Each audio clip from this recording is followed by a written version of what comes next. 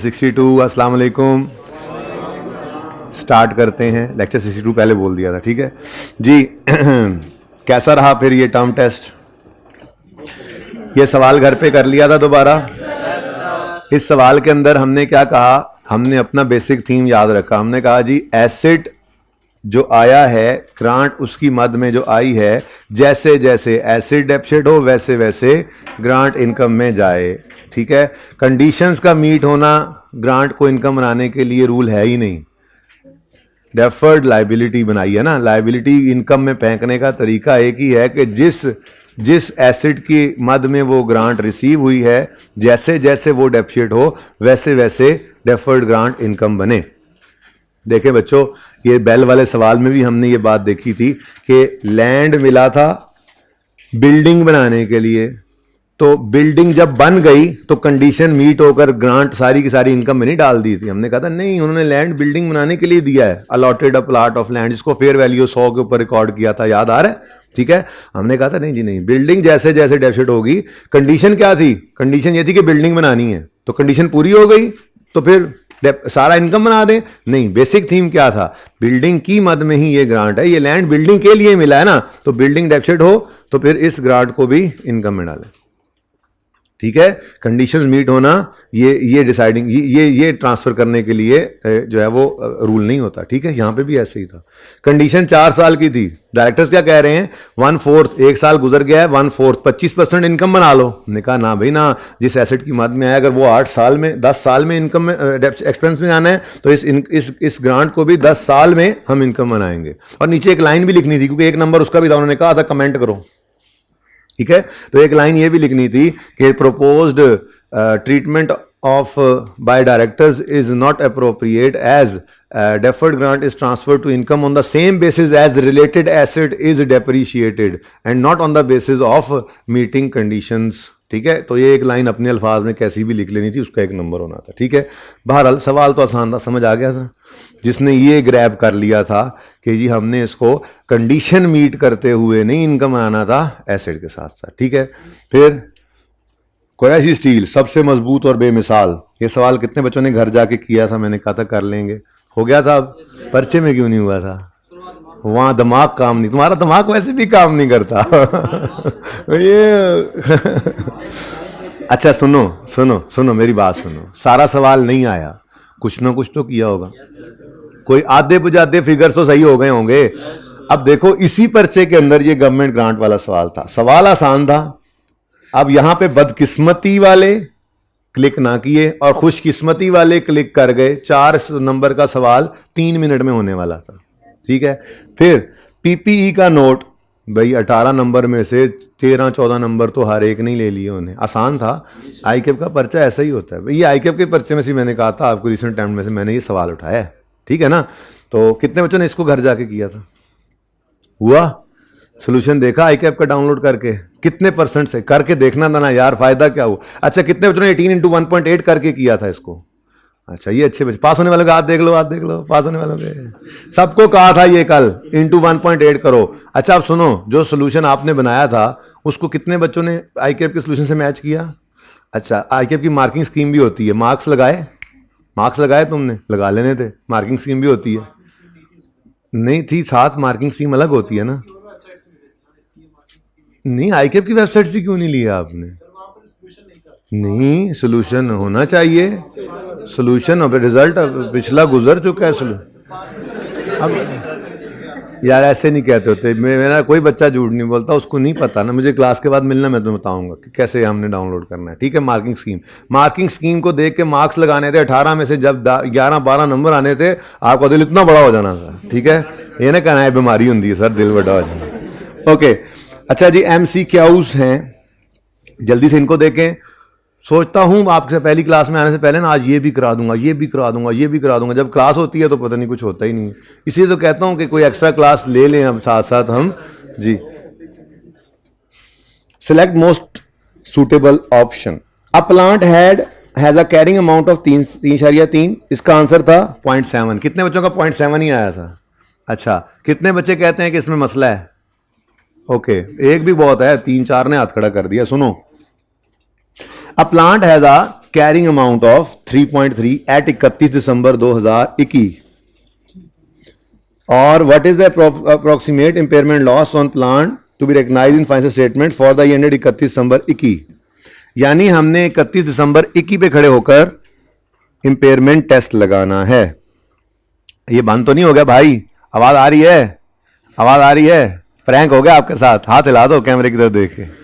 Hybrid वालों भाई आवाज बंद हो गई, अब आने लग गई है। अब मैंने कुछ नहीं किया, मैंने कुछ नहीं किया भाई, मैंने कुछ नहीं किया। अब फिर आवाज चली गई है, फिर प्रैंक हो गया है। ओके, हाथ हिला दो। अब आवाज आ रही है? अब भाई मैं कुछ नहीं कर रहा है, कसमें।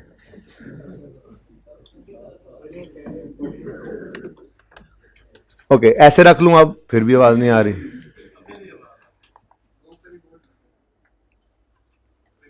अब भाई क्या करें, आवाज नहीं जा रही उनको, अब जा रही है, अब नहीं जा रही, ऐसे करके देखना शुरू कर देना आप, वो तो टाइम ही नहीं बचता।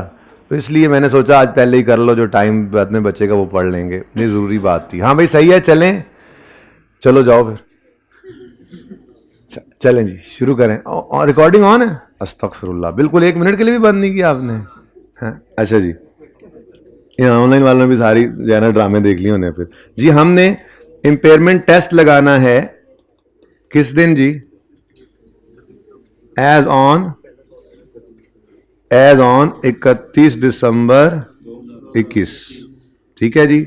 इंपेयरमेंट टेस्ट के लिए आपको पता है हम बुक वैल्यू निकालते हैं, फिर हम रिकवरेबल अमाउंट निकालते हैं जो कि होती है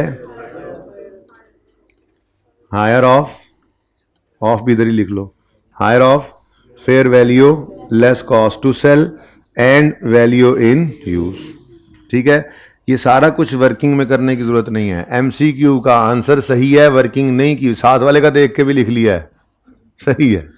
ठीक है, और आंसर गलत है चाहे वर्किंग, देखो वो बेसिकली ना बाउंड नहीं है एग्जामिनर के आपको एमसीक्यू का आंसर गलत हो साथ वर्किंग आपकी तकरीबन सही हो, एक छोटी सी गलती हुई पड़ी हो जिसकी वजह से आंसर गलत हुआ हो, तो आपने गलत आंसर लिखा हो तो उसको नंबर दे, वो बाउंड नहीं है। को किसी को तरस आ जाए तो कहे यार सारी वर्किंग सही है, बेचारे का ये थोड़ा सा मसला हो गया तो चलो दे देता हूँ, वैसे इसकी ये मेरा नहीं ख्याल कि उसको नंबर देने चाहिए। ठीक है, तो मैंने कल आपको बताया था ना किस तरह से आपने क्वेश्चन का आंसर करना है एमसीक्यू का, बताया तो था आपको। ये क्वेश्चन नंबर 2 है, क्वेश्चन नंबर 2 है ना। आपने ऐसे क्वेश्चन 2 में लिखना था 1 और उसके आगे यूं लिखना होता है ऑप्शन सी, बस, इसके अलावा कुछ भी इसका आंसर नहीं है। ठीक है, और ये इकट्ठे ही होने चाहिए। हाँ 0.7 लिखना है तो लिख दें जी, तो नो ऑप्शन क्या मतलब? जिसका ऑप्शन ही ना हो उसका भी कोई तो ऑप्शन लिखा होगा बेटा,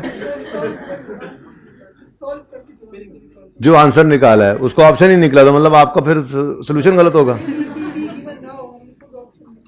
हाँ, उसमें क्या करेंगे, उसमें आपने यूं लिख देना है, उसमें आपने लिख देना है ₹530 मिलियन। ये समझ आई? ठीक है, अच्छा सुने, अब मेरी बात तो सुनी नहीं आप लोगों ने पूरी।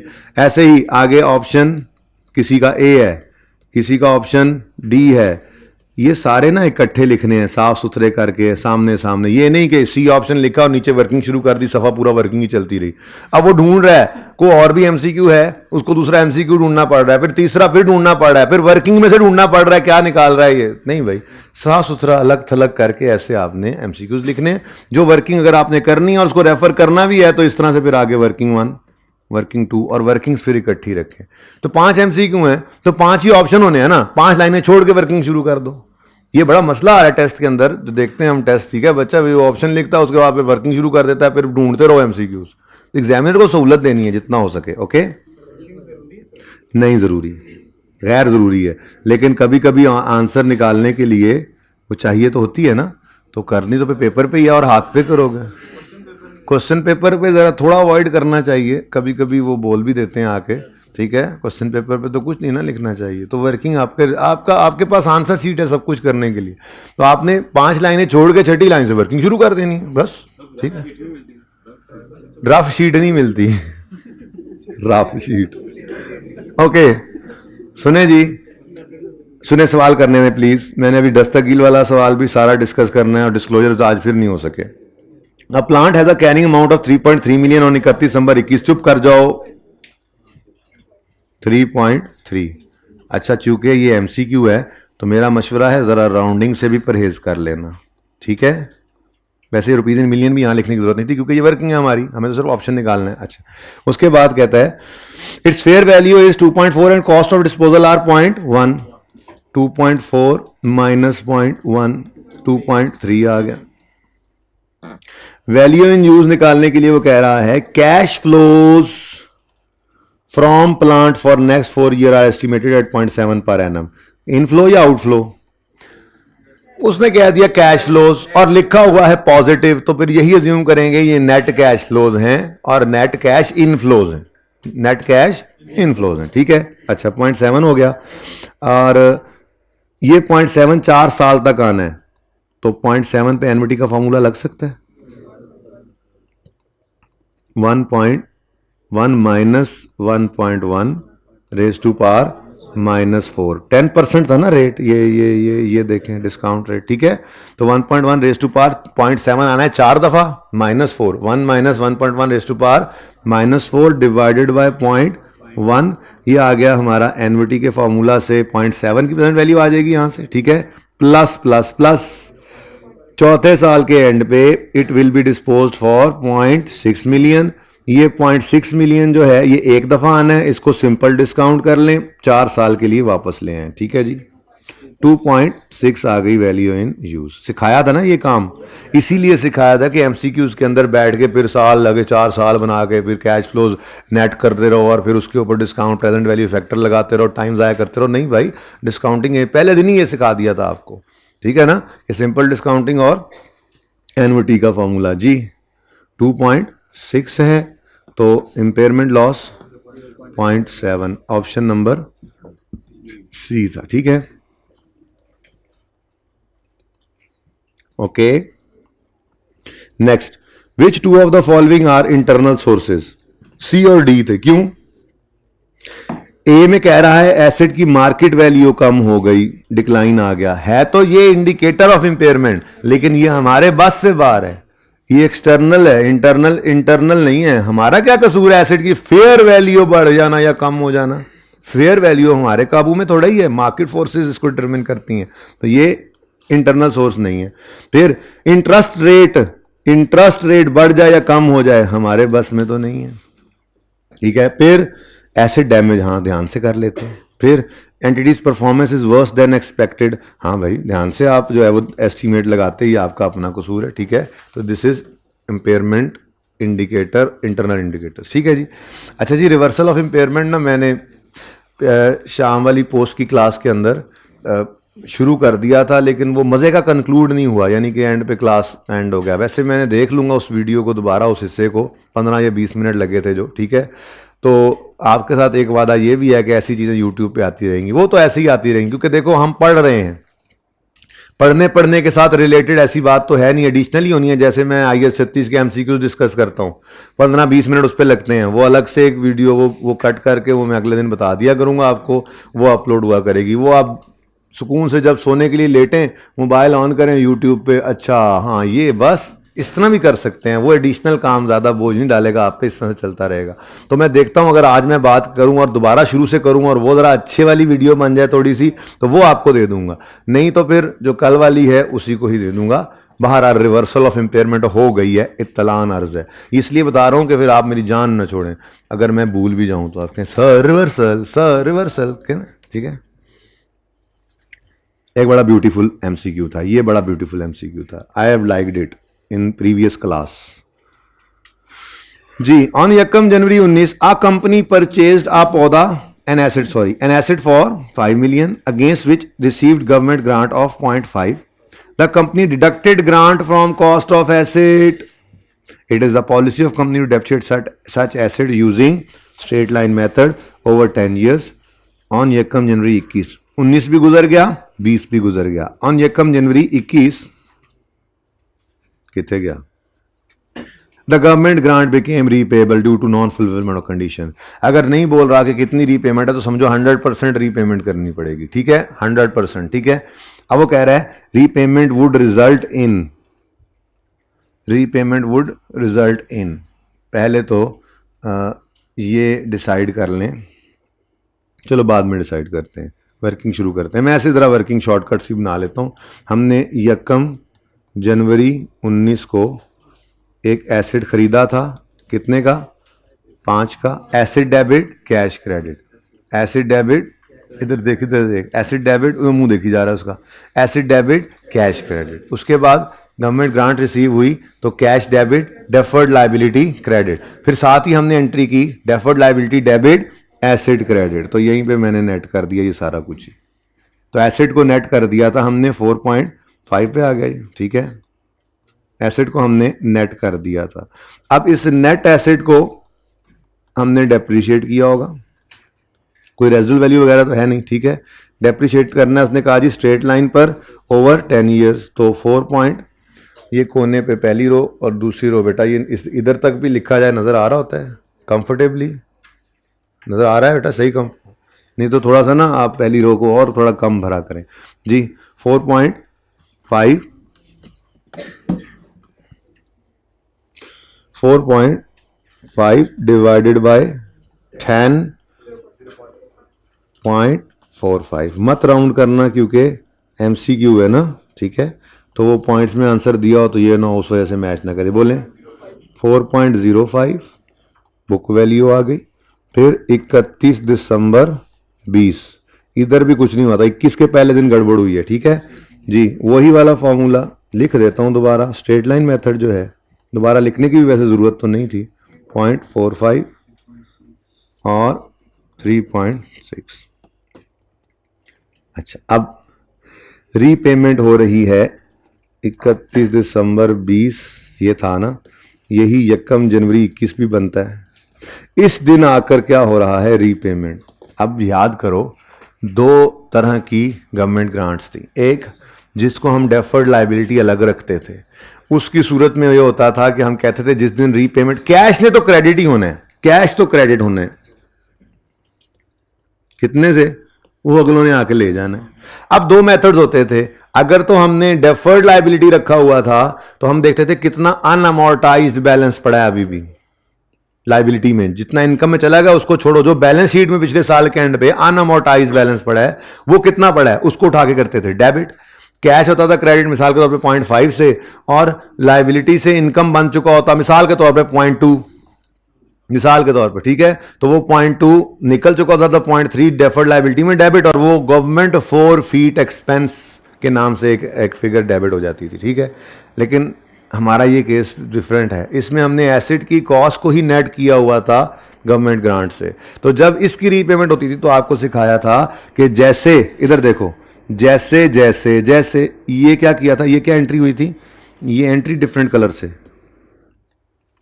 जैसे जैसे जैसे जैसे इसको नेट करते हुए एंट्री की थी, बोलो बोलो, डेफर्ड ग्रांट डेबिट, कहानी खत्म 0.5 से, और एसिड क्रेडिट।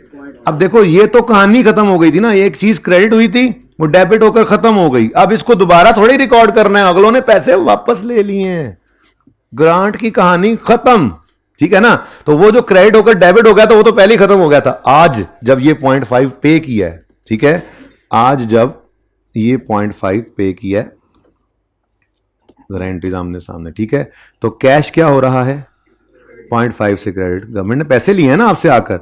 अब क्या कह रहा हूं मैं कि जी जब एसिड ग्रांट के आने पर नेट किया था तो उसे क्रेडिट किया था, तो आज फिर इस ग्रांट के रीपे होने पर इसको वापस क्या कर दो, डेबिट, ठीक हो गया।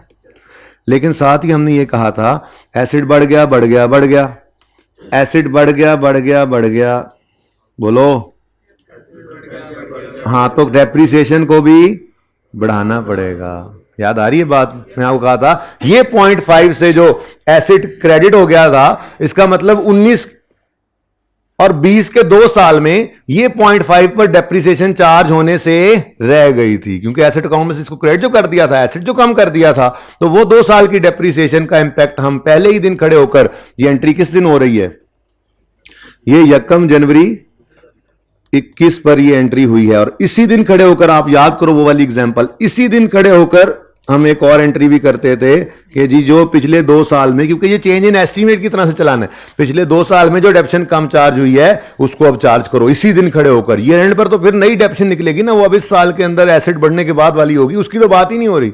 वो इस वक्त रीपेमेंट के वक्त खड़ा हुआ है और इसी दिन के बारे में उसने पूछा था। तो मैंने ये भी बताया था आपको कि अगर एसेट बढ़ा है तो डेप्रिसिएशन को भी बढ़ा लें। डेप्शन बढ़ाने की एंट्री होती है depreciation expense debit, accumulated depreciation. अच्छा, एक्यूमुलेटेड डेप्रिसिएशन क्रेडिट होने का मतलब अल्टीमेटली एसिड क्रेडिट होना भी तो होता है कि नहीं? एसिड क्रेडिट कर लो या एक्यूमुलेटेड डेप्रिसिएशन क्रेडिट कर लो, कोई फर्क है? वो बोलो, कोई फर्क नहीं है।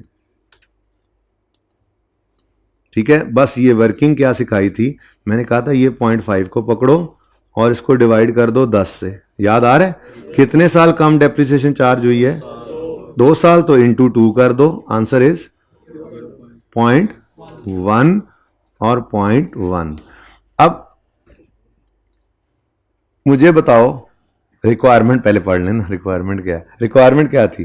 तो कहता है repayment of grant will result in increasing carrying value by 0.5। देखो एसेट बढ़ा भी है 0.5 से, एसेट कम भी हुआ है 0.1 से। कैरिंग अमाउंट पूछा है उसने। कैरिंग अमाउंट बुक वैल्यू का मतलब क्या है? एसेट अकाउंट के अंदर इसी दिन खड़े होकर 0.5 ऐड बैक हुआ है और इसी दिन खड़े होकर 0.1 माइनस भी तो हुआ है, डेप्रिशिएट भी तो हमने किया था। याद करें वो अपना पहला दिन वाला सवाल रीपेमेंट वाला ओपन करके देख लें बेशक, उसके अंदर यही एंट्री हुई थी। पहली एंट्री कैश क्रेडिट हुआ तो एसेट को वापस डेबिट करो। उसी दिन खड़े होकर कहा था ये जितने से एसेट बढ़ा है इतने पे पिछले 2, 3, 4 साल जितने साल से चला आ रहा था डेप्शन कम हुई थी, तो मैंने कहा था यूजुअल ऐसे डिवाइड करके जितने साल गुजरे हैं उससे मल्टीप्लाई कर दो और एंट्री डेप्शन एक्सपेंस डेबिट करके एक्यूमुलेटेड डेप्शन या एसेट क्रेडिट कर दो। तो नेट में रीपेमेंट की वजह से इस दिन नेट में इंपैक्ट 0.4 का पड़ा है एसेट की कैरिंग वैल्यू। ठीक है, और ऐसी कैरिंग वैल्यू 0.4 से नेट में बढ़ गई है। तो इसलिए कैरिंग वैल्यू 0.5 से नहीं बढ़ी, कैरिंग वैल्यू 0.4 से बढ़ी है। ये बी ऑप्शन सही हो गया। ठीक है, अगली बात आप कहोगे जी एक्सपेंस की बात नहीं की आपने। मैंने कहा यार क्या एक्सपेंस 0.4 से बढ़ा है? अल्लाह के बंदो, एक्सपेंस तो 4 फीट एक्सपेंस तो आता ही था जब डेफर्ड लायबिलिटी बनाई होता था ग्रांट को हमने, एसेट में से नेट नहीं किया होता था। ठीक है ना, एक्सपेंस का जितना इंपैक्ट है इस पूरी रीपेमेंट के अंदर वो सिर्फ 0.1 का है। 0.1 से एक्सपेंस बढ़ा है इस रीपेमेंट के दिन। वो क्या कह रहा है? Repayment of grant will result in increasing. अब रीपेमेंट ऑफ ग्रांट की वजह से या तो अगली डेप्रिसिएशन बदल सकती है, ठीक है, या ये डेप्रिसिएशन बदली है। एक्सपेंस के ऊपर तो इंपैक्ट यही है, बाकी तो सारा इंपैक्ट एसेट पे था। ये कैश भी एसेट है, इसको साइड पे कर दो, ये एसेट, ठीक है ना। तो 0.1 कहीं पे लिखा हुआ है, 0.1 था ही नहीं, ठीक है ना। तो फिर 0.5 से या 0.4 से एक्सपेंस तो हिट ही नहीं हुआ। ये कौन कंफ्यूज करता जो ये कहते कि हम एसेट को बढ़ाते ही नहीं है जी, ये 4 फीट एक्सपेंस है, 0.5 से 4 फीट एक्सपेंस डेबिट हो गया, वो तो फिर 0.5 0.6 पे पहुंच रहे होते कहीं पे, ठीक है ना। तो भाई एक्सपेंस तो सिर्फ 0.1 से ही बढ़ा है इस दिन खड़े होकर, तो 0.1 का तो ऑप्शन ही नहीं है। तो सही ऑप्शन ही क्या था? एसेट की कैरिंग वैल्यू। अब कंफ्यूज करके 0.5 कुछ बच्चे लिख गए होंगे, लेकिन दरअसल पूरी कहानी है रीपेमेंट के दिन ही ये एसेट बढ़ा और पिछले 2 साल जो डेप्शन कम हुई थी वो डेप्शन चार्ज होने से एसेट इतने से कम भी किया हमने, तो बुक वैल्यू नेट में 0.4 से ही कम हुई है और बड़ी है, ठीक है और सही है। ए ऑप्शन क्यों सही था? उसने कहा presenting whole grant as other income in statement of comprehensive income और deducting it from related expense is correct treatment of grant related to asset. Grant related to asset का ट्रीटमेंट ये था, अलग से लायबिलिटी बनाओ, अलग से एसेट रखो और इनकम में लेकर आओ थोड़ा थोड़ा करके। एक्सपेंस से नेट करने का वास्ता ताल्लुक तो कोई है ही नहीं एसेट रिलेटेड ग्रांट का। देखो ये जो ऑप्शन था कि प्रॉफिट एंड लॉस के फेस के ऊपर आपने या तो इनकम अलग रखनी है या उसको रिलेटेड एक्सपेंस से नेट कर दो, ये तो ग्रांट रिलेटेड टू एक्सपेंस के साथ ही मामला था ना। एसेट रिलेटेड ग्रांट का प्रॉफिट एंड लॉस के अंदर या तो नजर आना होता था या नजर नहीं आना होता था, एक्सपेंस में से नेट होने का तो ताल्लुक नहीं था ना। और बोलो एसेट रिलेटेड ग्रांट को लाइबिलिटी बनाओ, आहिस्ता आहिस्ता ग्रांट इनकम बनाते जाओ प्रॉफिट एंड लॉस में। या तो ग्रांट इनकम नजर आ रही है। दूसरा ऑप्शन क्या था, एसेट रिलेटेड ग्रांट को एसेट की कॉस्ट में से, बुक वैल्यू में से नेट कर लो और नेट एसेट को डेप्रिशिएट करके सिर्फ डेप्शन एक्सपेंस लेकर जाते जाओ, ग्रांट का नामो निशान ही कोई नहीं। ये एसेट रिलेटेड ग्रांट थी। एक्सपेंस रिलेटेड ग्रांट में हमने कहा था लाइबिलिटी बनाओ और आहिस्ता आहिस्ता इनकम बनाओ, या तो प्रॉफिट एंड लॉस के फेस पे उसे अलग से इनकम शो करो या उसको प्रॉफिट एंड लॉस के फेस पे नेट कर दो रिलेटेड एक्सपेंस से। तो ये ऑप्शन किसके लिए था, ग्रांट रिलेटेड टू एक्सपेंस, जिसका दूसरा नाम स्टैंडर्ड ने, जिन्होंने मैंने होमवर्क दिया था ना कि पढ़ लेना, एक नजर पढ़ा होगा अगर नोट्स को, तो उसमें लिखा भी होता ग्रांट रिलेटेड टू एक्सपेंस को ग्रांट रिलेटेड टू इनकम भी कहते हैं, यानी कि इनकम स्टेटमेंट के अंदर जाने वाली जो फिगर होती है, क्योंकि एक्सपेंसेस और इनकम ही जाते हैं, ठीक है। तो एसेट हो नहीं सकता था। फिर फॉरगिवेबल लोन, नहीं भाई, फॉरगिवेबल लोन तो आप जिस दिन आता है उसी दिन इनकम बनाते हैं, वो तो ना कोई रिलेटेड एक्सपेंस होता है उसका, ना ही कोई और चक्कर होता है, वो तो इनकम बन जाता है जिस दिन आपको फॉरगिव हो जाता है। असिस्टेंस तो कोई ग्रांट है ही नहीं इसकी, तो कोई, वो तो मशवरे दिए थे गवर्नमेंट ने, आके मशवरे दिए थे, तो हमने कहा था इसको सिर्फ डिस्क्लोज करना है, इसकी तो कोई चीज प्रॉफिट एंड लॉस में जाती ही नहीं है असिस्टेंस की, तो ले दे के यही रह जाता था ग्रांट रिलेटेड टू इनकम, ठीक है। छड़ दो हूं जान टर्म टेस्ट की। दस्ता घी लिमिटेड, ओए मंडे तुम जाओ, ट्यूसडे तुम आओ जी। बच्चों, कितने बच्चों ने ये वाला अटेम्प्ट किया हुआ है? माशाल्लाह, हाइब्रिड वालों ने पढ़ना छोड़ा हुआ है। कितने बच्चे, ऊंचा हाथ खड़ा कर, नजर नहीं आ रहा मुझे। अब हाथ खड़ा कर दिया, ये पहली रो, दूसरी रो, ये दूसरी रो में जो लड़का बैठा हुआ है किया हुआ है, बस हाथ खड़ा कर दिया है। चेक करने के लिए भेजूं होमवर्क? अब सर नीचे कर लिया तुमने, अच्छा। 31 दिसंबर एक्सट्रैक्ट्स बनाने थे जी, एक्सट्रैक्ट्स बनाने थे। तो ये देखें, हम इनकम स्टेटमेंट बैलेंस शीट नहीं हमारे सिलेबस में, जो इनकम स्टेटमेंट बैलेंस शीट हमने बेसिक में बनाई थी ना, वो वाली इनकम स्टेटमेंट बैलेंस शीट नहीं है हमारे सिलेबस में, ठीक है। लेकिन इनकम स्टेटमेंट बैलेंस शीट वो सिखाई उस वक्त क्यों थी, ताकि हर टॉपिक में आपको जो टॉपिक भी करें एक्सट्रैक्ट्स बनाएं, और हम करते भी ऐसे ही आए हैं। हमने आइए 16 किया, उसके एक्सट्रैक्ट्स बनाने सीखे, फिर नोट बनाकर बैलेंस शीट तक पहुंचाया, इनकम स्टेटमेंट तक पहुंचाया चीज़ों को। उसके बाद हमने एक्रूवल का टॉपिक किया, गालिबन नहीं, आइए 36 किया, उसके अंदर भी एक्सट्रैक्ट्स, इनकम स्टेटमेंट में ये जाना है, बैलेंस शीट में ये जाना है। फिर हमने आइए 23 शुरू करने से पहले एक्रूवल पे 3-4 दिन लगा दिए। एक्रूवल में भी हमने देखा इनकम स्टेटमेंट में क्या जाना है, बैलेंस शीट में क्या जाना है। फिर आप बोरिंग कॉस्ट शुरू किया, इनकम स्टेटमेंट में क्या जाना है, बैलेंस शीट में क्या जाना है। हमारी कहानी यही चल रही है। गवर्नमेंट ग्रांट में आए जी, इनकम स्टेटमेंट में क्या जाना है, बैलेंस शीट में क्या जाना है, ठीक है। अब IS 40 खत्म किया अभी हमने, ठीक है। डिस्क्लोजर्स पढ़ने हैं अभी उसके, और थ्योरी दिखानी है आपको कि बाकी सारा कुछ आता है। बहरहाल डिस्क्लोजर्स पढ़ लेंगे, कोई मसला नहीं है, नोट बना हुआ है, किसी वक्त 5 मिनट का काम है। उसमें भी हमने क्या देखा, इनकम स्टेटमेंट में क्या जाना है, बैलेंस शीट में क्या जाना है। तो income statement balance sheet full fledge अगर वो नहीं भी बनानी ना, तो हर टॉपिक के अंदर वो ये काम कर सकता है। ये 3 टॉपिक तो उसने यहां पे डाल दिए थे इस सवाल में, IS 20, IS 40, IS 16 बनाओ इनकम स्टेटमेंट बैलेंस शीट, उसने कहा। अब पूरी नहीं बनानी थी ट्रायल से, एक्सट्रैक्ट्स बनाने थे, तो बनाने तो थे ना भाई, ठीक है। तो एक्सट्रैक्ट्स बनाने थे। ये एक्सट्रैक्ट्स वाला सवाल थोड़ा एक पहले भी किया, कौन सा किया था, ये बेल वाला भी किया मेरे ख्याल में 2-4 दिन पहले। उसमें भी क्या उसने मांगा था, बैलेंस शीट इनकम स्टेटमेंट के अंदर क्या जाना है। तो पता होना चाहिए, का नॉलेज पूरा होना चाहिए, हर टॉपिक में से कौन सी चीज इनकम स्टेटमेंट में जानी, कौन सी बैलेंस शीट में, ठीक है। रेलेवेंट एक्सट्रैक्ट्स बना दें, DL statement of profit and loss and other comprehensive income and financial position. अच्छा, अब ये थोड़ी सी बात ना मैंने उधार करनी है आप लोगों के साथ, ठीक है। वो उधार क्यों करनी है, बस कुछ मजबूरियां होती हैं इंसान की, मेरी भी कुछ मजबूरियां इस वक्त, ठीक है जी। मैं उधार करूंगा, और उधार एक जंग है जो कि बंद है, चुप कर जाओ। देखें जी, असल कहानी तो ये है कि सुने, स्टेटमेंट ऑफ कंप्रीहेंसिव इनकम कहते हैं इनकम स्टेटमेंट का नया नाम ना, ठीक है। इसके अंदर ना दरअसल तो 2 हिस्से हैं इसके, एक होता है प्रॉफिट एंड लॉस अकाउंट और दूसरी होती है अदर कंप्रीहेंसिव इनकम, ठीक है। मैं बताऊंगा ना आपको कुछ दिन में, 5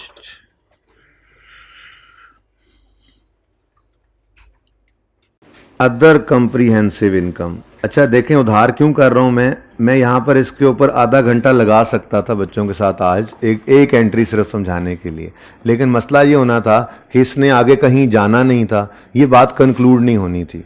वैसे तो मैंने आपको बताया कि ये इनकम स्टेटमेंट, ये स्टेटमेंट ऑफ कम्प्रीहेंसिव इनकम बनानी FAR 2 में जाके है, लेकिन मैं बच्चों को पढ़ाया ज़रूर करता हूँ, इसका फॉर्मेट और इसकी सारी साइंस लॉजिक सारा कुछ कॉन्सेप्ट देता हूँ। उसकी वजह सिर्फ ये होती है कि मैंने statement of changes in equity का टॉपिक आपको करवाना है, ठीक है। Statement of change in equity का टॉपिक करने के लिए ये का नॉलेज पूरा होना ज़रूरी है, ठीक है। लेकिन उसके लिए ज़रूरी यही है कि मैं statement of change in equity कल पढ़ा रहा हूँ तो मैं आज वो बताऊँ, लेकिन अभी बीच में एक करेक्शन ऑफ एरर का टॉपिक हमारा अगला एक हफ्ता पूरा उस पर लग जाना। ये मेरी सोच है, एक हफ्ता लग जाना है, बाकी आप लोगों का मुझे पता ही है, कुछ भी कर देते हैं, वो 8 दिन लगा दें, 10 लगा दें। मेरे हिसाब से तो 6 दिन का वो काम है, 6 दिन से 7 दिन लग जाए, ठीक है। अब वो करते ही हमने मूव करना है statement of change in equity के अंदर, क्योंकि फिर statement of change in equity है या आगे स्टेटमेंट ऑफ या आगे चेंज इन अकाउंटिंग पॉलिसी वाला IAS 8 है, या उससे आगे IAS 7 है, या उससे आगे NPO है, तो उसमें ये रेक्टिफिकेशन ने साथ साथ चलना है। रेक्टिफिकेशन खुद भी इस दफा भी पेपर के अंदर रिसेंट टाइम के अंदर 7-8 नंबर का सवाल आया हुआ था करेक्शन ऑफ एरर का, पिछली दफा तो इंक्लूड किया उसने, पहले इंट्रो में होता था। तो इंपॉर्टेंट टॉपिक है और आगे यूज भी है, तो हर टॉपिक वो जो आगे यूज होना है यहां पर उस पर मेहनत करते जा रहे हैं। देखिए हमारा वो वक्त शुरू हो चुका है जिसमें वो कहते नहीं है मेहनत कम, वो क्या हींग लगे ना फटकड़ी रंग भी आया चोखा, वो वाला दिन शुरू हो गए हैं। मेहनत कम, वक्त कम, नंबर ज्यादा वाला काम। हमने ये खप के तकरीबन को 45 नंबर तैयार किए हैं, ठीक है। लेकिन ये 45 नंबर जो हैं, 40 को तो वैसे इस ग्रिड को कहता है ना 40, उसके बाद ये मैंने 5 डाले हैं, 10 भी हो जाते हैं। IAS 16 ने, गवर्नमेंट ग्रांट ने, हर टॉपिक के अंदर आगे भी पहुंचे होना होता है। तो उन टॉपिक्स के अंदर सिर्फ अब उन टॉपिक्स की साइंस सीखनी होगी, मुझे रीवैल्यूएशन नहीं सिखानी पड़ेगी। जाके IAS 1 के स्टेटमेंट ऑफ इक्विटी सिखाते हैं, उसके अंदर रीवैल्यूएशन ने भी आना है। रीवैल्यूएशन मैंने सिर्फ ये सिखाना है आपको, रीवैल्यूएशन नहीं सिखानी पड़ेगी, ठीक है। IAS 8 के अंदर जाके मुझे रीवैल्यूएशन नहीं सिखानी पड़ेगी, मुझे करेक्शन ऑफ एरर नहीं सिखाना पड़ेगा, टॉपिक ये होते हैं। कैश फ्लो में जाके मुझे रीवैल्यूएशन नहीं सिखानी पड़ेगी, मुझे इशुएंस ऑफ शेयर कैपिटल नहीं सिखाना पड़ेगा, वो IAS 1 में सिखा के जाऊंगा। राइट इशू ये होता है, प्रीमियम ये होता है, बोन, तो हर चीज हर मौके पे आएगी और फिर उससे आगे ऐड होती जाएगी, ठीक है ना। तो पेपर तक फिर आप पूरा पैकेज बन चुके होते हैं, अभी आप पूरा पैकेज नहीं है, ठीक है। तो ये मैं अर्ज कर रहा हूं कि OCI जो है, इसको इंशाल्लाह जब मैं आपको जिस दिन पढ़ाऊंगा ना, तो उस दिन मैं यूं कहूंगा, ये भी कह रहा हूं ताकि उस दिन कहूंगा, याद है ये कहा था। इसको कहा जाता है इनसाइड प्रॉफिट एंड लॉस, ठीक है, और OCI को कहा जाता है आउटसाइड प्रॉफिट एंड लॉस, लेकिन फिलहाल इस बात को हम नहीं कर रहे, ठीक है। जरा पॉज कीजिएगा भाई। अच्छा जी, तो अदर कंप्रीहेंसिव इनकम का कॉन्सेप्ट आपको मैं दूंगा इंशाल्लाह, 1 हफ्ते 10 दिन तक इंशाल्लाह ये आपके पास होगा, आपकी पॉकेट में होगा। लेकिन आज इस सवाल में जो फिगर्स आनी है वो मैं लिखूंगा ज़रूर, उनको एनसर्कल करके पेंडिंग करूंगा। इंशाल्लाह जब वो समझेंगे तो फिर हमें क्लैरिटी आ जाएगी, ठीक है। नहीं जी, 1 बाय 1 शुरू करते हैं। वैसे हमने इनकम स्टेटमेंट बनानी है और बैलेंस शीट बनानी है।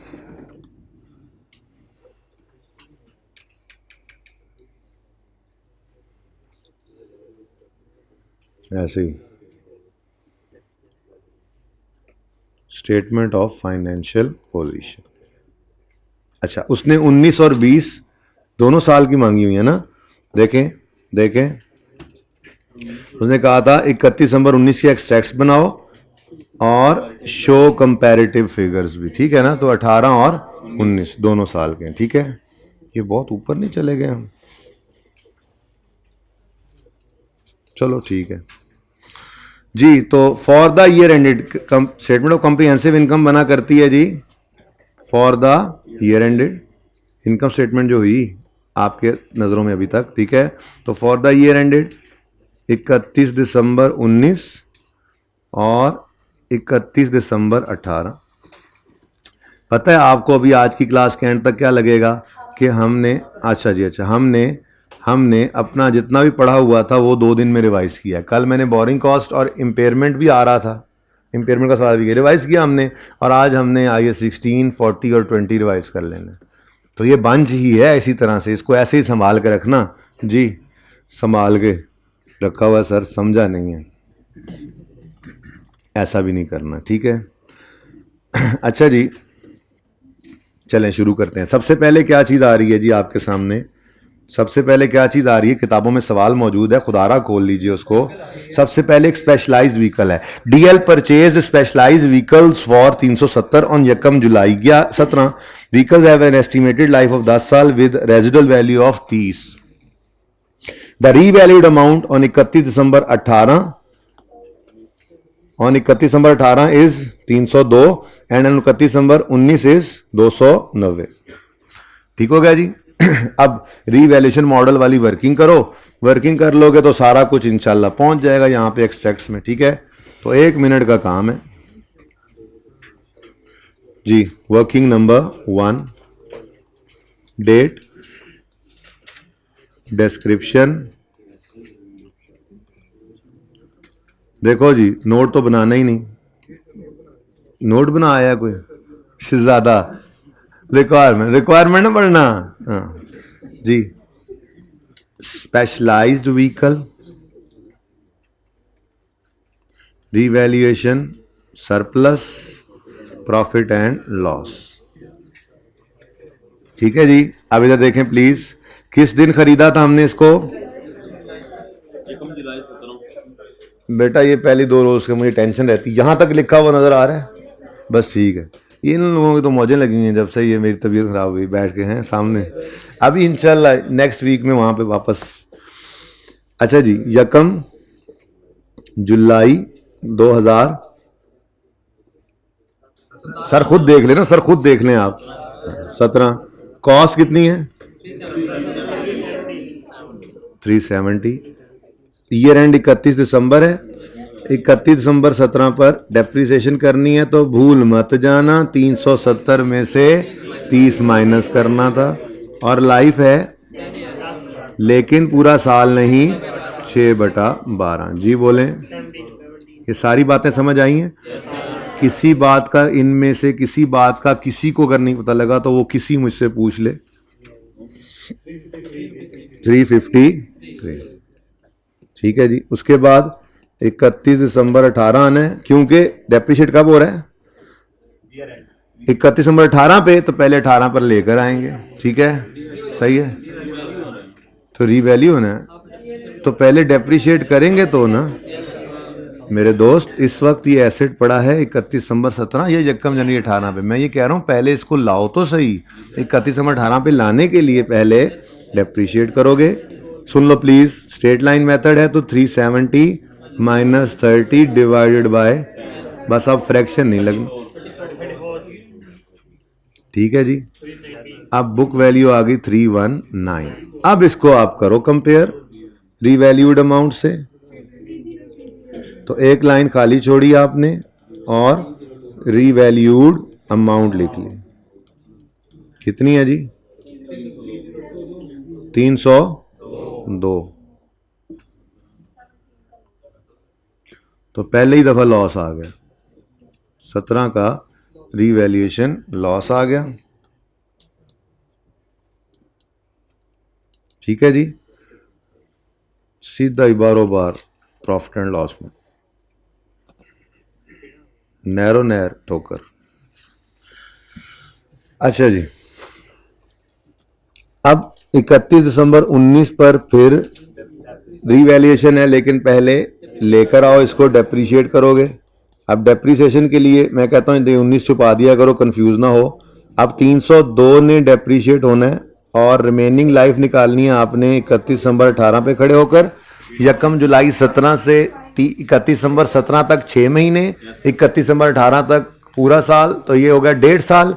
लाइफ थी 10, निकल गई 1.5, तो रह गई 8.5, तो 8.5 सही है।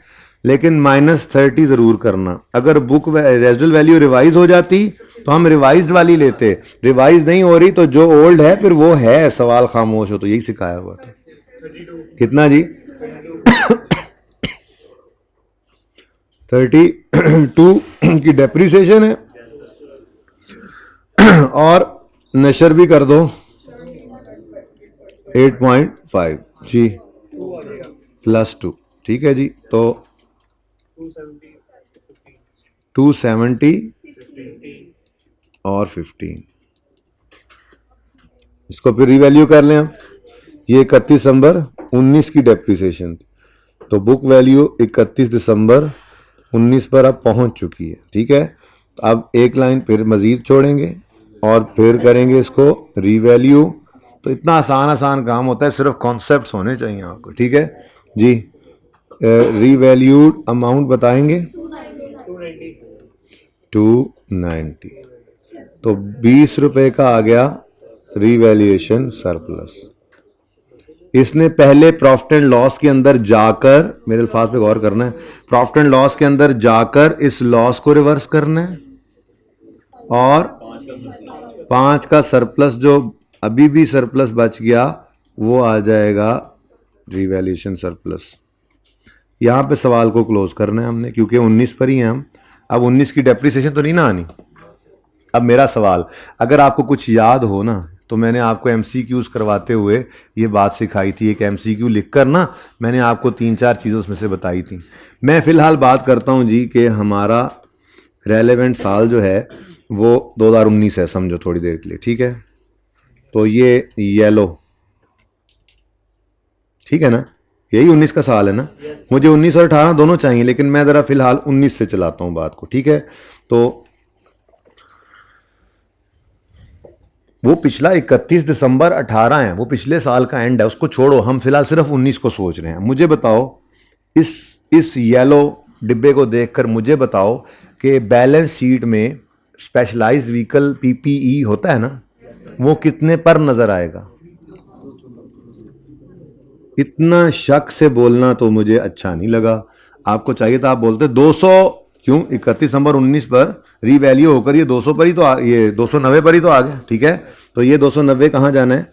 ये property plant and equipment non current assets में। ठीक है, ये कहाँ चला जाएगा जी? प्रॉपर्टी प्लांट एंड इक्विपमेंट, बल्कि यूं लिखें, ये जाएगा जी नॉन करंट एसेट्स में प्रॉपर्टी प्लांट इक्विपमेंट। ठीक है जी, ऐसे भी ना लिखें, बल्कि ऐसे लिख दें। और मेरा अगला सवाल, बैलेंस शीट में कुछ और भी जाएगा? इधर बैलेंस शीट में कुछ और भी जाएगा? अब बताएं। रीवैल्यूएशन सरप्लस कहां नजर आता था?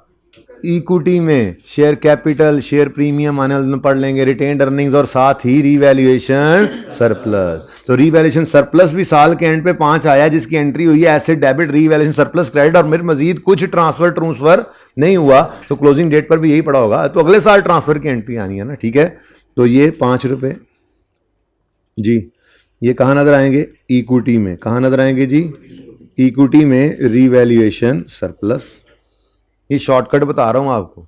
अब बैलेंस शीट के अंदर जो मर्जी एंट्रियां कर लो, ये 2 चीजें ही एंड पर नजर आनी है आपको। नहीं जी नहीं, हम तो चलेंगे 302 से। चलो भाई 302 से डेप्रिसिएशन करो 32 की, बुक वैल्यू पे आए। अब फिर ट्रांसफर की एंट्री करो, 32 को ट्रांसफर किया आपने, फिर रीवैल्यूएशन सरप्लस या लॉस की एंट्री करो, वो एंट्री कर लोगे आप। सब कुछ करने के बाद अल्टीमेटली 290 और 5 पे पहुंचोगे। आजमा के देख लेना, लेजर्स बना लो। ठीक है ना, तो ये शॉर्टकट बताया आपको। इसका मतलब ये हुआ कि सबसे पहली चीज जो है हमारी, अच्छा और भी आपको पता है एक चीज, यहां से येलो के अंदर से बैलेंस शीट तो हो गई, इनकम स्टेटमेंट में क्या जाना है? कितनी डेप्रिसिएशन? ये कहां जाएगी? प्रॉफिट एंड लॉस में। ठीक है, और कुछ प्रॉफिट एंड लॉस में और कुछ जा रहा हो, प्रॉफिट एंड लॉस में और कुछ, और यस, इसकी तो हम एंट्री करते ही नहीं थे बच्चों, ये तो कहीं नजर नहीं आता था आपको। इसको तो छोड़ो, ये जो इस साल के एंड पर 15 की एंट्री हुई है, ये एंट्री आप क्या किया करते थे जरा मुझे बताओ। ये एंट्री आप करते थे ना, इस साल की पहली एंट्री होगी depreciation debit accumulated depreciation credit 32 से, इस 2 की एंट्री हम करते नहीं थे। याद करो, सारी बातें पढ़ी हुई हैं। ठीक है, मेहनतें की हुई अब काम आ रही हैं। ठीक है, अब इसके ऊपर तो नहीं खपना पड़ रहा ना आपको, तो थोड़ा ध्यान तो दिया करो। फिर 20 रिवर्स हो रही, पहले 32 से accumulated depreciation debit asset credit, फिर एसेट डेबिट 20, सरप्लस क्रेडिट 5, रिवन सरप्लस क्रेडिट 5, और profit and loss account credit 15। Profit and loss account credit होता है गेन्स से, इनकम्स से।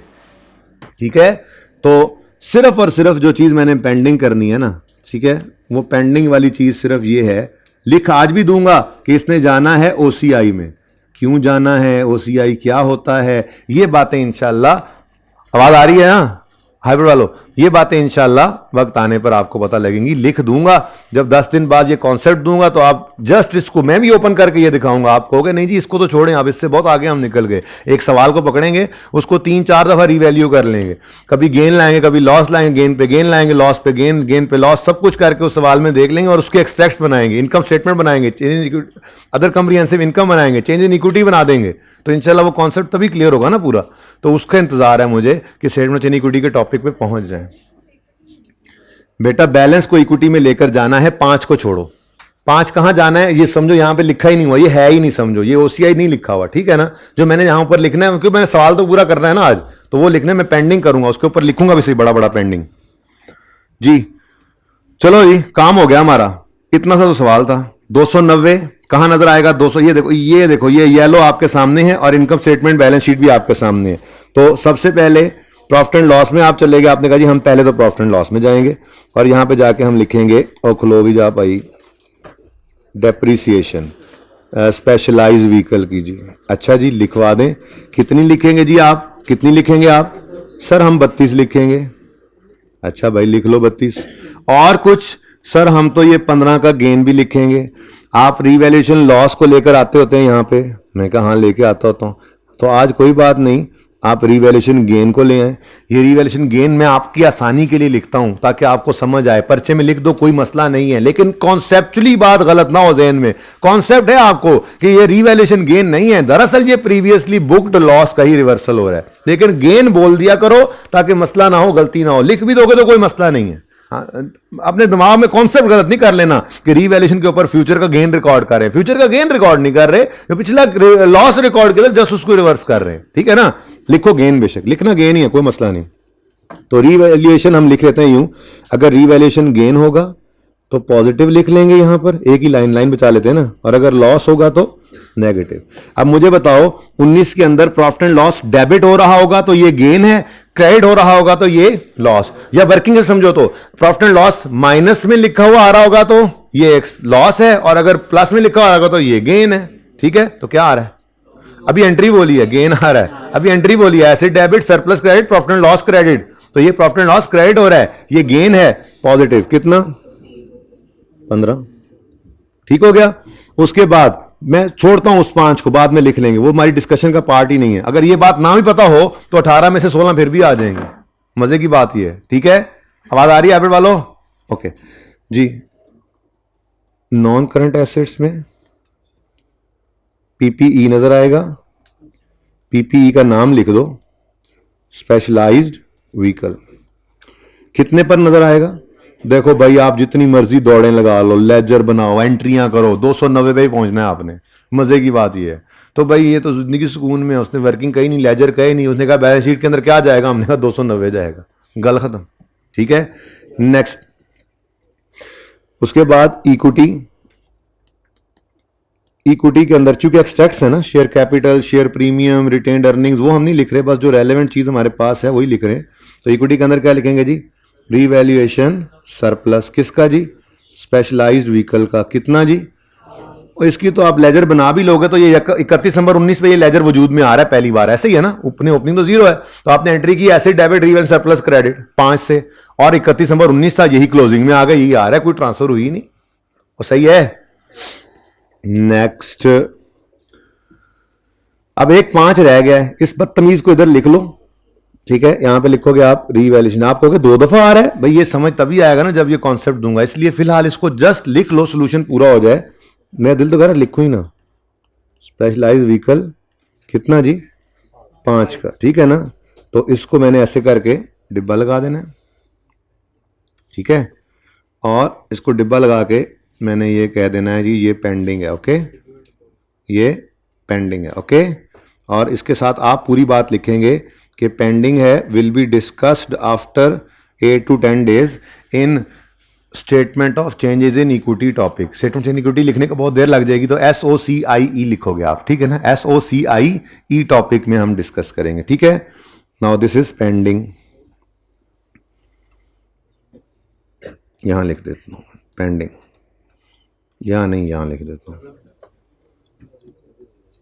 ठीक है जी, ये पेंडिंग कॉन्सेप्ट है। ओके, अच्छा जी, नेक्स्ट,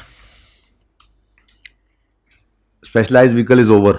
ठीक है, अब अगला काम है हमारे मैन्युफैक्चरिंग प्लांट और उसकी ग्रांट का। ये ज़्यादा आसान है, वेयर हाउस में एक क्वेश्चन है, तो पहले मैं वेयर हाउस करता हूँ, क्लास एंड की तरफ जा रही है तो कल, ताकि दूसरे में मसला तो नहीं है, करवाऊंगा तो वो फिर भी, लेकिन कल वो बात रहती हो ना, आज जो है मैं ये वेयर हाउस पहले करवा दूँ। ठीक है, चलो जी।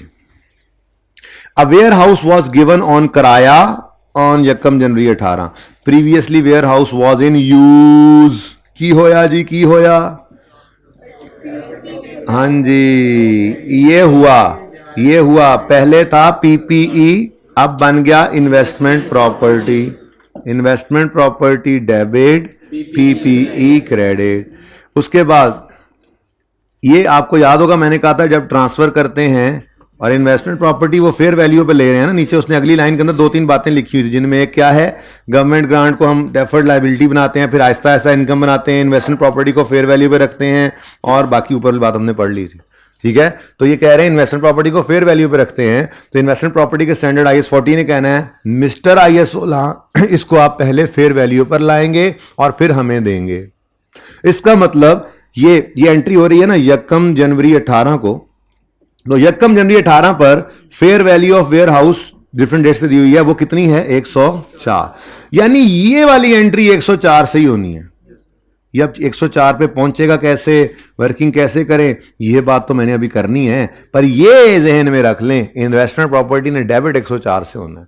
अब ये आइए 16 का काम है कि उसको कैसे 104 पे लेके आता है, अपना रिवैल्यूएशन मॉडल लगाकर लाएगा उसको। ठीक है, तो चलो जी फटाफट वर्किंग करते हैं, फटाफट करते हैं, फटाफट वर्किंग 1 के बाद वर्किंग 2 आई है मार्केट में, और ये मैंने इसलिए ऐसे लिख ली, चलो डेट डाल ही देते हैं। अब date, description,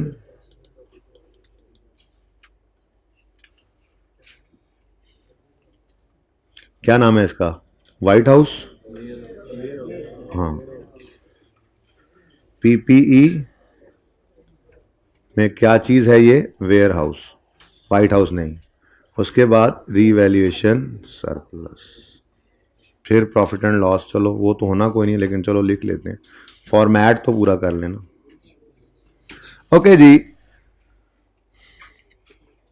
a warehouse was on rent यकम जनवरी को, ऑन यकम जनवरी, अरे टेंशन क्यों ले रहे हो, कैरिंग वैल्यू ले लो, ले लो भाई ले लो, कैरिंग वैल्यू ले लो। हम इतने परेशान थे, यकम जनवरी 18 पर उसने कहा कुछ करने की जरूरत नहीं है, बुक वैल्यू कितनी, लो जाओ, go and kill the waves. हमने कहा ठहरो ठहरो, हमें ये ट्रांसफर करना है इस दिन, पहले जरा IS 16 से रीवैल्यू करवाओ। हमने कहा उसका तो हमें तरीका आता है, यकम जनवरी 18 पर एक लाइन खाली छोड़ेंगे और रीवैल्यूड अमाउंट लिखेंगे, वो है 104, और 24 का रीवैल्यूएशन सरप्लस आ जाएगा। ठीक है, ये लो। अच्छा, अब इस दिन क्या करना है हमने, ट्रांसफर, क्या करना है जी, ट्रांसफर। जरा देखना भाई, जरा देखना, जरा देखना, ऐसे जरा देखना बस। वर्किंग 3, ये क्या बनने लगा है, कैसे पता लगा आपको, वाजी वाह, लेजर। भाई मैंने आपको कहा था अगर इन्वेस्टमेंट प्रॉपर्टी हो ना फेयर वैल्यू पर, तो हमेशा लेजर बना लिया करना, आसानियां ही आसानियां हो जाएंगी। अब मुझे बताएं, ये एंट्री मैंने अभी थोड़ी देर पहले कहा किससे होगी, 104 से। अब देखो 104 पे पीपीई पहुंच गया, ये देखो पीपीई है, पीपीई मैंने ऊपर लिखा भी सीधा, पीपीई कहां पे पहुंच चुका है, 104 पे। मैं इसको कह रहा हूं 104 से कर दो इसको क्रेडिट, और इन्वेस्टमेंट प्रॉपर्टी को कर दो डेबिट। एंट्री क्या हो रही है, investment property debit, PPE credit, तो यहां पे कैश नहीं, यहां पे आएगा पीपीई, और यहां पे आएगी यकम जनवरी 18 की डेट। यहां पे क्या बचा, यहां पे कख नहीं बचा, यहां पे कख नहीं बचा। ये हमने क्या कर दिया, ये इधर देखो, इधर देखो, इन्वेस्टमेंट ट्रांसफर्ड लिखना है तो लिख लो, ट्रांसफर टू इन्वेस्टमेंट प्रॉपर्टी। इसलिए बुक वैल्यू अब कितनी हो गई इसकी, इसी दिन। ओके, ये बात समझ आई है? ये बात समझ आई है बच्चों? ठीक है। अब आगे तो काम आसान है, आगे तो काम आसान है। आगे तो मैंने आपको बताया हुआ है कि क्या करोगे, क्या करोगे, क्या करोगे। जो फेयर वैल्यू होगी उसे इन्वेस्टमेंट प्रॉपर्टी के लेडजर में क्लोजिंग लिख लोगे। तो 31 दिसंबर 18 का क्लोजिंग इस दिन की फेयर वैल्यू, और 31 दिसंबर 19 का क्लोजिंग इस दिन की फेयर वैल्यू। सवाल में गिवन है 18 की 96, 19 की 15, 115। तो इधर देखो 96 और 115, लो सवाल खत्म। एक चीज सिर्फ रह गई थी ना जिसकी समझ नहीं आ रही थी, उसकी डिस्कशन कर लेता हूं मैं, वही करने लगा हूं। लेकिन देखो सवाल कैसे जल्दी जल्दी खत्म हुआ। बताओ जी, बताओ जी। 8 रुपीज इस तरफ आ गए, ये क्या है, प्रॉफिट एंड लॉस में जो फिगर गई। अब जो भी है एंट्री से काम चल जाना था, लेकिन चलो सोच लेते हैं। Investment property credit, profit and loss debit, तो ये तो फेयर वैल्यू लॉस है। नेक्स्ट ईयर में सबसे पहले क्लोजिंग को ओपनिंग तो बनवाना था, ब्रॉड डाउन 96। अच्छा आप बताओ भाई, 19 है, बैलेंसिंग है, प्रॉफिट एंड लॉस में जाना है, इनफ है इतनी बात। लेकिन चलो सोच भी लेते हैं। Investment property debit, profit and loss credit, तो फेयर वैल्यू गेन है। अब ये हमारा सवाल पूरा हो गया। ठीक है, एक फिगर सिर्फ है मसला उसमें, लेकिन देखो पीपीई में तो कुछ नहीं ना बचा। ठीक है, अब हम इस इन्वेस्टमेंट प्रॉपर्टी वाले वेयर हाउस को रेड कलर से लेकर चलते हैं अपने सवाल में। तो मुझे बताओ ये कितना आसान था यार, याद करो। इतना आसान था, इतना आसान था। मैंने कहा था ये चला जाएगा प्रॉफिट एंड लॉस में, लॉस है। ये चला जाएगा प्रॉफिट एंड लॉस में, ये गेन है। उसके बाद मैंने कहा था बैलेंस शीट के अंदर नजर आएगा 96 क्लोजिंग और 115। सवाल इज ओवर। तो आसानियां हैं, सीखते हुए चीजें मुश्किल होती है बेटा। एप्लीकेशन तो ऐसे तेजी तेजी से करना सीखेंगे ना हम। ठीक है, तो ये जी बता दें। और यार चल जाए, तेरी मेहरबानी यार, बार बार आ जाता है जी। फेयर वैल्यू लॉस है 8 का 18 में, और फेयर वैल्यू गेन है 19 का 19 में। ठीक है, तो फेयर वैल्यू हम यूं लिख लेते हैं, फेयर वैल्यू गेन होगा तो पॉजिटिव, और अगर लॉस होगा तो नेगेटिव। 19 के साल में गेन है 19 का, और 18 के साल में 8 का लॉस है। ओके, फिर यहां पर पीपीई नहीं, इन्वेस्टमेंट प्रॉपर्टी नाम है उसका, व्हाइट हाउस जी। 18 का क्लोजिंग 96 और 19 का 115, तो 115 और 96। इतना आसान, इतना आसान था ये। वर्किंग 3 सिर्फ बनाई हमने, ऐसे ऐसे ऐसे ऐसे। ठीक है, अब अगली बात, ये 24 का सरप्लस भी अरोज हुआ है भाई। अब देखो इधर 18 के साल में हुआ था ना, 18 के साल में। ठीक है, 18 के साल में ये एक और मुसीबत इधर लिखनी पड़ेगी हमें। ठीक है, रिवन सरप्लस किसका, वेयर हाउस का। कितना है जी,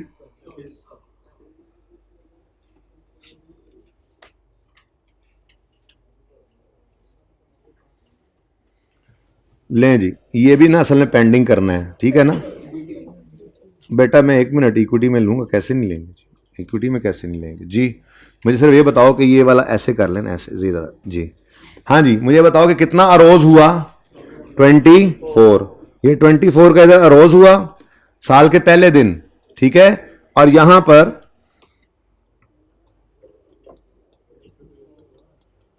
पर पार्क भी हुआ साल के पहले दिन। कितना जी, 24। अब यहां पर मेरा और आईकैप का, बल्कि मेरा नहीं, मेरे चंद उस्तादों का भी जो यहाँ पर आसपास कहीं ना कहीं आप लोगों को पढ़ाते हुए नजर आते हैं, सबका हमारा ये मुश्तरका ज़रा थोड़ा सा इस पे फैसला ये था कि देखो 24 ने इंक्रीमेंटल डेप्रीसिएशन के तौर पे जाना होता है। मुझे बताओ कि ये वेयर हाउस कितना डेप्रीशिएट हुआ 31 दिसंबर 18 पे, बचा ही नहीं।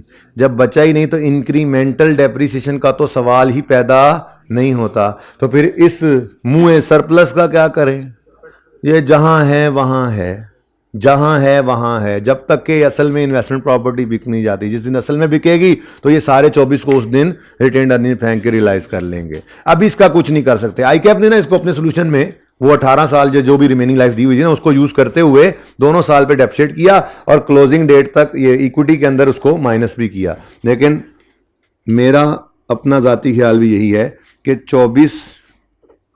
24 नजर आता रहेगा अनलेस कि ये असल में बिक जाए। ठीक है, सही है जी, ओके। तो क्लास खत्म, बैठ रहे आप लोग, सर ने कुछ नोट करना होगा। ऐसे ही है सर, सर ने कहा नहीं आज नोट नहीं करना, छुट्टी जल्दी करो। अब इधर देखो, ये देखो, ये OCI में जो 24 है ये बस उस साल अरोज हुआ, लेकिन इसकी सारी डिस्कशन इंशाल्लाह हम करेंगे जब statement of change in equity का टॉपिक आएगा, ये कोई 7 से 8 दिन में। ठीक हो गया।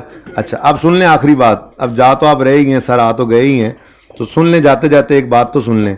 यहां पर क्या होना है, ये सबसे आसान था, मैन्युफैक्चरिंग प्लांट 280 का आया है और गवर्नमेंट ग्रांट। एक तो ये अवेलेबल फॉर यूज वाला आपको पता है, जिस दिन अवेलेबल फॉर यूज हो गया डेप्शन उस दिन करनी है, ना तो आने पर ना ही कमर्शियल प्रोडक्शन पर। ठीक है ना, सही है। अब जिस दिन से डेप्रिसिएशन स्टार्ट करनी है प्लांट की उसी दिन से गवर्नमेंट ग्रांट, चाहे बाद में आ रही है चाहे ये ना हो एसिड खत्म हो जाए और गवर्नमेंट ग्रांट अभी भी पड़ी हुई हो। ठीक है ना, तो बिल्कुल सेम फ्रैक्शन लगाना है आपने, जैसे आपने एसिड पे लगाना है वैसे ही गवर्नमेंट ग्रांट पे। ठीक है, इसके साथ ही आपने वो नोट का सवाल सामने रख के इन्वेस्टमेंट प्रॉपर्टी के डिस्क्लोजर्स पढ़ के आने हैं। इंशाल्लाह मैं कल खुद भी पढ़ाऊंगा। पिक्चर क्या करनी है यार लेके, क्या करनी है पिक्चर लेके। ठीक है जी, मेरी तरफ से अल्लाह हाफिज, अस्सलाम वालेकुम।